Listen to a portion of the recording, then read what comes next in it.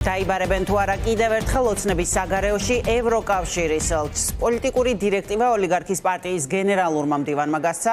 კახაკალაძეს არ მოეწონა დიპლომატის მიერ ბრიუსელში გააკეთებული განცხადება. ქართული ოცნება, რომელიც მისი ანტიდემოკრატიულობის შესახებ კრიტიკას საერთოდ აღარ იღებს, პირიქით ამას დასავლელ პარტნიორებზე თავდასხმისთვის აქტიურად იყენებს და ანტიდასავლურ პროპაგანდას მათი საქართველოს შიდა საქმეებში ჩარევის შესახებ კიდევ უფრო აძლიერებს. ამჯერად ოცნებას პაվել ჰერჩინსკის განცხადება არ მოეწონა, სადაც ელჩი ამბობს, რომ მომავალი კვირები და თვეები განსაზღვრავს საქართველოს ევროპულ ოჯახს ეკუთვნის თუ ბნელ წარსულს. ლუკა ხაჩიძე მიცის დეტალურად ამ განცხადების შინაარსი და მოისმინა შეფასებებიც ქართული ოცნების წარმომადგენლებისგან. ახლა მოლოდინია, რომ ელჩს დაიბარებენ ოცნების საგარეოში, როგორც კი ის თბილისში დაბრუნდება ბრიუსელიდან, რადგან ასეთი დირექტივა ცოტა ხნის წინ შენ მაყურებელს უთხარი მოვისმინეთ კახაკალაძის მხრიდან და გამოცდილებაც ამას აჩვენებს, რომ ჯერ ოლიგარქის გარემოცვიდან ისმის ხოლმე ასეთი მითითება და შემდეგ იბარებენ ხოლმე დიპლომატებს. რეჟიმის მტკიცება არის ასეთი, რომ თითქოს ელჩი საქართველოს მოქალაქეებს დაემუქრა. რეალურად კი პაվել ჰერჩინსკის განცხადებაში აქცენტი არის დახმარებაზე, მუქარა გულისხმობს დასჯას. ჰერჩინსკი კი საუბრობს იმაზე, თუ რას გააკეთებს ევროკავშირი საქართველოსთვის. ასევე ის, რასაც ოცნება მუქარა დაფასებს, სინამდვილეში არის ობიექტური მოცემულობის აღწერა.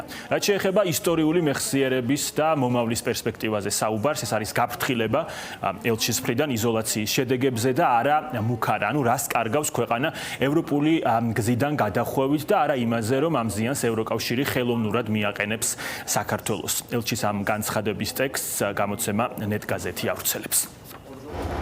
საქართველოს გზაგასაყარზე დგას. საქართველოს მომავალი ჯერ არ დაწერილა, მაგრამ ის რაც მომავალ კვირებსა და თვეებში გადაწყდება, განსაზღვრავს ეკუთვნის საქართველოს ევროპული ქვეყნების ოჯახს, რომელიც დაფუძნებულია დემოკრატიაზე, კანონის უზენაესობასა და ადამიანის უფლებებზე. თუ სამწუხაროდ თავის ბნელ წარსულს დაუბრუნდება. ჩემი მთავარი გზავნილი ქართველი ხალხის მიმართ არის, ნუ დაკარგავთ იმედს.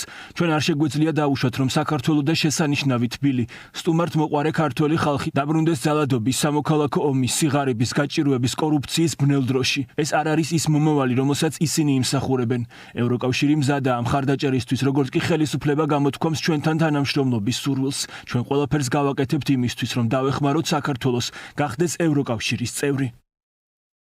მოისმინეთ, რომ პაվել ჰერჩინსკი ხაზგასმით აღნიშნა, რომ ევროკავშირი მზად არის დახმარებისთვის, როგორც კი ოცნება თანამშრომლობის სურვილს გამოთქვამს. შესაბამისად, მისი სიტყვა არა მუქარა, არამედ იმ დაკარგულ შესაძლებლობებზეა, შეიძლება ასე ითქვას, რომელსაც საქართველოს ევროპული გზიდან გადახვევით იღებს. მაგრამ ოცნება მაინც ცდილობს ის ასე გაასაღოს, თუმცა როგორც ჩანს, ამ მესიჯ ბოქსის გავრცელებაში მაინც არის პრობლემა. ოცნების ნაწილისთვის ელჩის ეს განცხადება მუქარაა, ნაწილისათვის კი არა. აქვე საგულისხმოა, რომ რეჟიმმა არ შეიმჩნია ირანის ელჩის განცხადება, რომელიც ნამდვილად იყო მუქარა. რატომ ოლიგარქის პრემიერმა ცოტა ხნის წინ ეს კითხვა უპასუხოდ დატოვა, სამაგიეროდ კიდევ ერთხელ დაესხა თავს ევროკავშირის ელჩს. ბატონი ელჩი გამოდიოდა საპარლამენტო არჩევნების წინ და ქართულ ხალხს მოუწოდებდა ნაცების დაბრუნებისკენ. პირდაპირ მოუწოდა დამობილიზდეთო, გაუშვით ეს ხელისუფლება და მოაბრუნეთ ხელისუფლებაში ნაცებია. ხო, პირდაპირ მოუწოდებდა ამისკენ ქართულ ხალხს. ანუ ქართულ ხალხს ის პირდაპირ თავისი მოწოდებით აბრუნებდა სისხლია, სწორედ რომ ბნელ 9 წლიან წარსულში. ეს არის ელჩის სულისკვეთება და ეს არის ტრაგიკული, როდესაც ევროკავშირის ელჩი გამოდის ამით და ამას უმატებს იმას, რომ ქართულ ხალხს პირდაპირ ემუქრება სამოქალაქო ომით და პირდაპირ ემუქრება გაღარიბებას. აუცილებლად უნდა მოხდეს ელჩის დაბარება და უნდა დაისვას კონკრეტული კითხვები, რაზეც ჭირდება პასუხები. საქართველოს არაფრისგან არ გადაუხვევია. ჩვენ ვართ დემოკრატიული ქვეყანა, ჩვენ ვართ თავისუფალი ქვეყანა, სუვერენული სახელმწიფო. ახლა თუ ვინმეს გონია და სურვილი აქვს, რომ თავში წამოგვარტყას და რაღაცა თავისი ხუშტურებზე იმოქმედოს და იცხოვროს ქართულმა ხალხმა და ჩვენმა სახელმწიფომ ასე იმოქმედოს, ეს ვერ იქნება. ყველამ კარგად უნდა გაიგოს, რომ ჩვენ ვართ დამოუკიდებელი სახელმწიფო, სუვერენული სახელმწიფო, ჩვენ გვჭირდება მეგობრები, გვჭირდება პარტნიორები და არა ბატონები და რაღაც თითის მქნეველები.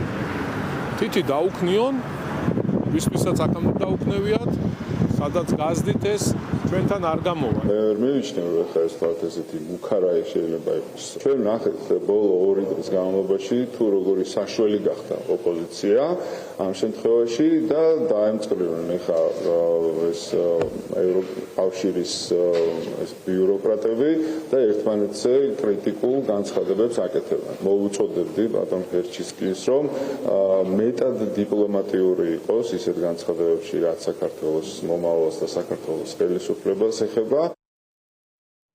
ეს განცხადება დიპლომატმა გააკეთა ბრიუსელში ევროკავშირის საგარეო ქმედებათა სამსახურში, ანუ იგივე ბლოკის საგარეოში.